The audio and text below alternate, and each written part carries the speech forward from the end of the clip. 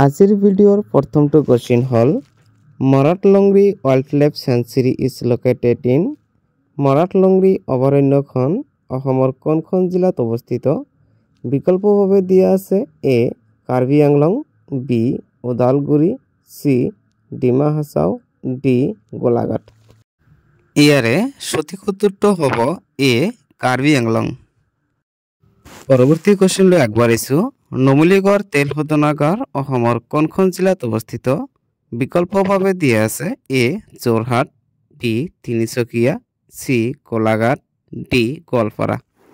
এই বিকল্পসমূহৰ ভিতৰত সঠিক উত্তৰটো হ'ব সি গোলাঘাট কপৌফুলক অসমৰ ৰাজ্যিক ফুল ৰূপে কেতিয়া গ্ৰহণ কৰা হৈছিল বিকল্পভাৱে দিয়া আছে 4 এপ্ৰিল 2003 17 এপ্ৰিল 2007 6 এপ্ৰিল 2001 1 জানুৱাৰী 1999 ইয়াৰ সঠিক উত্তৰটো হ'ল এ 4 এপ্ৰিল 2003 দ্বিতীয় নম্বৰ কোৱেশ্চনটো হ'ল কোনখন ৰাজ্যক ৰঙা নদী আৰু নীলা পাহাৰৰ দেশ বুলি কোৱা হয় বিকল্পভাৱে দিয়া আছে উত্তৰ প্ৰদেশ মেঘালয় আসাম কেৰালা ইয়াৰে সঠিক উত্তৰটো হ'ব সি আসাম প্ৰশ্ন নম্বৰ 3 আমচাং বন্যপ্ৰাণী অভয়াৰণ্য অসমৰ নিম্নলিখিত কোনখন জিলাত অৱস্থিত বিকল্পভাৱে দিয়া আছে এ কামৰূপ বি দৰং সি বৰপেটা ডি শোণিতপুৰ ইয়াৰে সঠিক উত্তৰটো হ'ব এ কামৰূপ মেট্ৰ প্ৰশ্ন নম্বৰ 4 অসমৰ কোনখন জিলাত চাহ বাগিচাৰ সংখ্যা সৰ্বাধিক বিকল্পভাৱে দিয়া আছে শোণিতপুৰ শিৱসাগৰ দৰং ডিব্ৰুগড় ইয়াৰে সঠিক উত্তৰটো হ'ল ডি ডিব্ৰুগড় প্ৰশ্ন নম্বৰ 5 হ'ল কোন বছৰত মানাহ ৰাষ্ট্ৰীয় উদ্যানত ব্যাঘ্ৰ প্ৰকল্প আৰম্ভ কৰা হৈছিল বিকল্পভাৱে দিয়া আছে 1972 1973 1975 1976 ইয়াৰ সঠিক উত্তৰটো হ'ব বি 1973 প্ৰশ্ন নম্বৰ 6 হ'ল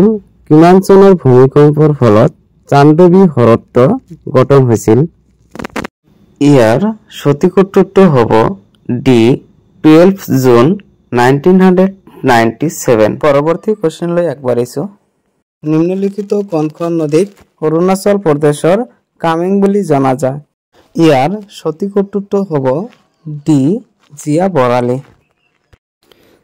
বৰালি নদীখনক অৰুণাচল প্ৰদেশত কামেং বুলি জনা যায় পৰৱৰ্তী কোৱেশ্চনটো হ'ল which of the following district of Assam does not have any international boundary with Bangladesh নিম্নলিখিত কোনখন জিলাৰ বাংলাদেশৰ সৈতে কোনো আন্তঃৰাষ্ট্ৰীয় সীমা নাই বিকল্পভাৱে দিয়া আছে কৰিমগঞ্জ দুপুৰী হাইলাকান্দি কাছাৰ ইয়াৰ সঠিক উত্তৰটো হ'ব ডি কাছাৰ বাংলাদেশ অসমৰ 4খন জিলাৰ লগত সীমা ভাগ বতৰা কৰে দুপুৰী south Salmara Karimganj Hailakandi When did Kaziranga inscribed as a UNESCO World Heritage Site Kaziranga কেতিয়া ইউনেস্কো বিশ্ব ঐতিহ্য ক্ষেত্ৰ হিচাপে ঘোষিত কৰিছিল বিকল্পভাৱে দিয়া আছে 1988 1991 1981 1985 ইয়াৰ সঠিক উত্তৰটো হ'ব ডি 1985 আমাৰ অসমত বিশ্ব ঐতিহ্য ক্ষেত্ৰ দুখন আছে তাৰে এটা মানাহ ৰাষ্ট্ৰীয় উদ্যান আৰু কাজিৰঙা ৰাষ্ট্ৰীয় উদ্যান কপৌফুলক অসমৰ ৰাজ্যিক ফুল ৰূপে কেতিয়া গ্ৰহণ কৰা হৈছিল বিকল্পভাৱে দিয়া আছে ইয়াৰ সঠিক উত্তৰটো হ'ব এ 4 এপ্ৰিল 2003 ইয়াৰ উপৰিও অসমৰ ৰাজ্যিক প্ৰতীক চিহ্নসমূহ হ'ল ৰাজ্যিক পশু এশিঙীয়া গড় ৰাজ্যিক পক্ষী দেওহা ৰাজ্যিক গীত ও মোৰ আপোনাৰ দেশ ৰাজ্যিক ফুল কপৌফুল ৰাজ্যিক বৃক্ষ হলং ৰাজ্যিক জলজ পশু শিহু ৰাজ্যিক পানীয় চাহ পৰৱৰ্তী কোৱেশ্চনলৈ আগবাঢ়িছো উত্তৰ পূৰ্বাঞ্চলৰ ৰাজ্যসমূহৰ ভিতৰত মাটিকালিৰ ক্ষেত্ৰত অসমৰ স্থান কিমান বিকল্পভাৱে দিয়া আছে ফাৰ্ষ্ট থাৰ্ড সেকেন্ড ফোৰ্থ ইয়াৰ সঠিক উত্তৰটো হ'ব সি দ্বিতীয় ইয়াৰ উপৰিও এইটো মনত ৰাখিব যে উত্তৰ পূৰ্বাঞ্চলৰ ৰাজ্যসমূহৰ ভিতৰত মাটিকালিৰ ক্ষেত্ৰত অৰুণাচল প্ৰদেশৰ স্থান প্ৰথম কামৰূপৰ কোনজন ৰজাৰ হৰ্ষবৰ্ধনৰ লগত বন্ধুত্ব আছিল বিকল্পভাৱে দিয়া আছে ৰামপাল ভগদত্ত নৰকাসুৰ ভাস্কৰ বৰ্মন ইয়াৰ সঠিক উত্তৰটো হ'ব ক ভাস্কৰ বৰ্মন দ্বিতীয় নম্বৰ কোৱেশ্চনটো হ'ল উত্তৰ পূৰ্বাঞ্চলৰ প্ৰথমখন গো চিকিৎসালয় অসমৰ ক'ত স্থাপন কৰা হৈছে বিকল্পভাৱে দিয়া আছে শিলচৰ ডিব্ৰুগড় বিলেচিপাৰা তেজপুৰ ইয়াৰ সঠিক উত্তৰটো হ'ল খ ডিব্ৰুগড় তৃতীয় নম্বৰ কোৱেশ্চনটো হ'ল ডিমাপুৰ কাৰ ৰাজধানী আছিল বিকল্পভাৱে দিয়া আছে আহোম স্বৰ্গদেউ চুতীয়া ৰজাৰ কছাৰী ৰজাৰ ভূঞাসকলৰ ইয়াৰ সঠিক উত্তৰটো হ'ব গ কছাৰী ৰজাৰ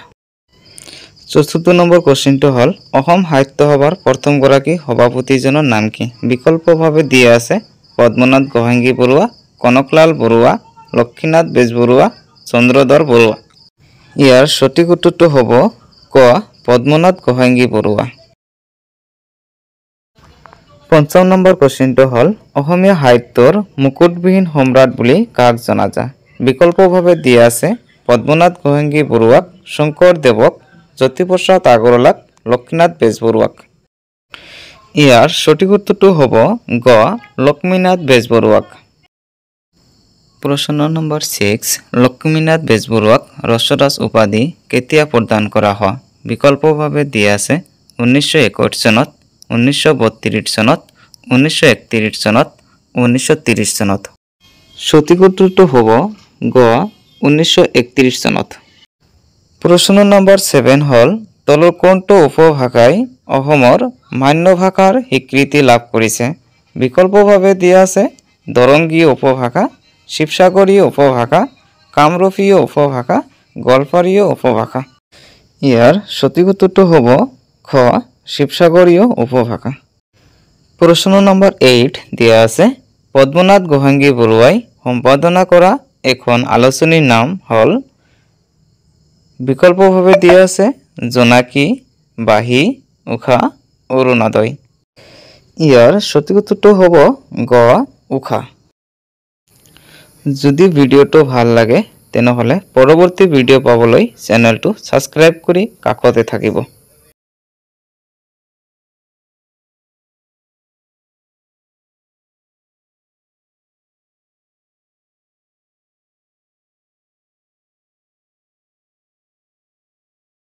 পৰৱৰ্তী ভিডিঅ' পাবলৈ চেনেলখন সাবস্ক্ৰাইব কৰিবলৈ নাপাহৰিব থ্যাঙ্কস ওয়াচিং মাই ভিডিঅ